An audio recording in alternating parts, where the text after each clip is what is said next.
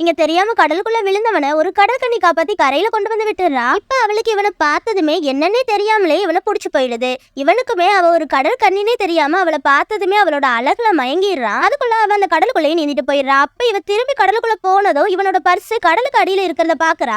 அதை எடுத்து பார்த்ததுமே அவனோட வீடு எங்கன்னு தெரிஞ்சுக்கிறா. அடுத்த நாளே அவனோட வீடை தேடி அவனை பாக்குறதுக்காக வந்துடுறா. இவனுமே அவளை திரும்ப பார்த்த சந்தோஷத்துல அவளை வீட்டுக்கு கூட்டிட்டு போயிடுறான். அதுக்கப்புறம் ரெண்டு பேருமே ஒன்னாவே வாழ ஆரம்பிக்கிறாங்க. ஒரு நாள் இவன் தூங்கிக்கிட்டு இருக்கான். அப்ப பாத்டப்ல உப்பை கொட்டி அதுல தண்ணியை நிரப்பி இவளோட உண்மையான உருவத்துல படுத்திருக்கா. அது தெரியாம இவன் அந்த பாத்ரூம் கதவை தட்ட ஆரம்பிச்சிடறான். இவன் வந்துட்டான்னு தெரிஞ்சதுமே அவளோட காலை ஒரு டவலை வச்சு மறைச்சிடறா. சோ அவ ஒரு கடல் கண்ணின்னு இவன் கிட்ட காட்டிக்காமலே இவன் கூடவே வாழ ஆரம்பிக்கிறா. ஒரு நாள் இவங்க ரெண்டு பேருமே ரோட்ல வந்துகிட்டு இருக்காங்க. அப்ப இவன் ஒரு கடல் கண்ணின்னு கண்டுபிடிச்ச ஒருத்தன் வேணும்னே அவன் மேல தண்ணியை ஊத்திடுறா. அவளோட மேல தண்ணி பட்டதுமே அவ கடல் கண்ணியா மாறிடுறா. இதை பார்த்ததுமே இவன் பயந்து போய் அந்த இடத்த விட்டு ஓடிடுறான். ஆனா இவளை சுத்தி இருக்கிறவங்க இவளை ஆராய்ச்சிக்காக புடிச்சிட்டு போயிடுறாங்க. கிளைமேக்ஸ்ல அவளோட காதலை புரிஞ்சுக்கிட்டு அவளை காப்பாத்தி கடல்லையே கொண்டு போய் விட்டுறான்.